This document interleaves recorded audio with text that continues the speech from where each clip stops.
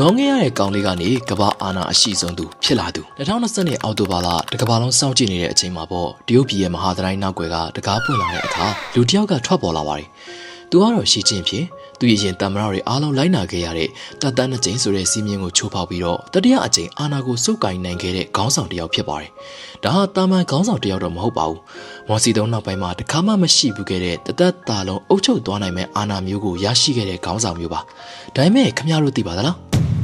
အခုလိုကဘာထိတ်တီးကောင်းဆောင်မဖြစ်လာခင်တုန်းကဒီလူဟာလမ်းဘေးလျှောက်ပြီးတော့ကုသလုံးထဲမှာပေါ်အောင်နေခဲ့ရတဲ့ပြည်နေတန်ခံခဲ့ရတဲ့ကောင်လေးတစ်ယောက်ဖြစ်ဖူးတယ်ဆိုတာကိုပေါ့ဘဝပြတ်သွားတဲ့မင်းသားလေးဇလန်ကလွန်ခဲ့တဲ့250လောက်ကိုပြန်သွားရမယ်ချစ်ချစ်မဟာမွေးကလေးကရွှေစွန်းကိုက်လာတဲ့မင်းသားလေးတစ်ပါးပါဒါပေမဲ့သူ့ရဲ့အဖေမော်စီတုံးနဲ့အတူတိုက်ပွဲဝင်ခဲ့တဲ့တော်လန်ရေးကောင်းဆောင်ကြီးရှီကျုံရွှွန်ပါ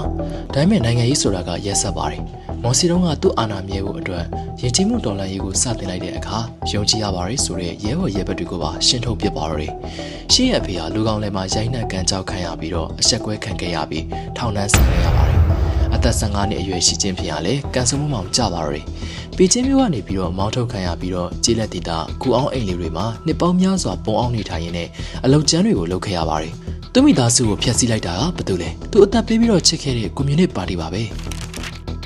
ရန်သူရင်ခွင်တို့ဒီနေရာမှာလူတိုင်းထင်ကြမှာကရှီချင်းဖေဟာသူ့ရဲ့မိသားစုကိုဖျက်ဆီးခဲ့တဲ့ပါတီကိုမုန်းတီးပြီးတော့လက်စားချေချင်လိုက်မယ်ပေါ့ဒါပေမဲ့သူရွေးချယ်လိုက်တဲ့လမ်းကလူတိုင်းကိုအားအသင့်စေခဲ့ပါတယ်သူဟာပါတီတွေကိုပြန်ဝင်ခဲ့ပါတယ်ဟုတ်ပါတယ်သူ့အဖေကိုနှိပ်စက်တဲ့အဲ့ဒီပါတီတွေကိုပဲဝင်ခဲ့တာပါ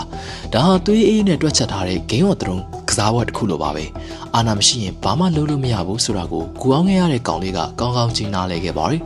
သူဟာရေမှန်းချက်ကြီးပြီးတော့တခြားပြိုင်ဘက်တွေနဲ့မတူဘဲနဲ့ကျေးလက်ဒေတာတွေမှာတိတ်ဆိတ်စွာတာဝန်ထမ်းဆောင်ရင်းနဲ့လူရိုးပုံဖန်ရင်သူ့ရဲ့အဆွဲတွေကိုဝတ်ထားခဲ့ပါတယ်ကိုယ့်ရဲ့အင်အားကိုဖုံးကွယ်ပြီးတော့အချိန်ကိုစောင့်မှဆိုတဲ့ဖြူဟာကိုအကောင်းဆုံးအသုံးချနိုင်ခဲ့တဲ့သူပေါ့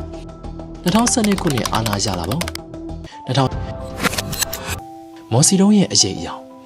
အခုဆိုရင်သူ့အာဏာကိုဘယ်သူမှစိတ်မခေါ်ရဲခဲကြတော့ပါဘူး။ကံကြမ္မာရဲ့လောင်ပြောင်မှုကတော့တစ်ချိန်ကမော်စီတုံးအကြောင်းဒုက္ခရောက်ခဲ့တဲ့ကောင်လေးဟာအခုချိန်မှာမော်စီတုံးထက်တောင်အာဏာကြီးမားတဲ့ခေါင်းဆောင်တစ်ယောက်ဖြစ်လို့လာခဲ့ပါပြီ။သူ့ရဲ့နာမည်ကတော့ရှီချင်းဖြစ်ပါလေ။တမရာကြီးရှီချင်းပြင်ဟာကြီးလက်ဒေသကနေပြီးတော့ထိတ်ဆုံးကိုရောက်လာခဲ့ပါတယ်။ဒါအပြင်သူဟာအင်ဂျင်နီယာတစ်ယောက်လည်းဖြစ်ပါတယ်။သူ့ကိုဘယ်လိုပဲလူတွေကအာဏာရှင်လို့နာမည်တက်ပါစေ။သူဟာအမေရိကန်နိုင်ငံနဲ့တောင်ရှင်ပြိုင်နိုင်စွမ်းရှိတဲ့တရုတ်နိုင်ငံရဲ့စီးပွားရေးကိုထိန်းသိမ်းထားနိုင်ပြီးတော့စီးပွားရေးစစ်ပွဲမှာတော့မှအနိုင်မရရင်တောင်မှမရှုံးသွားအောင်လို့ဆက်လက်ပြီးတော့တောက်ခံနိုင်တဲ့သူဆိုတာကတော့အမှန်တရားပါပဲ။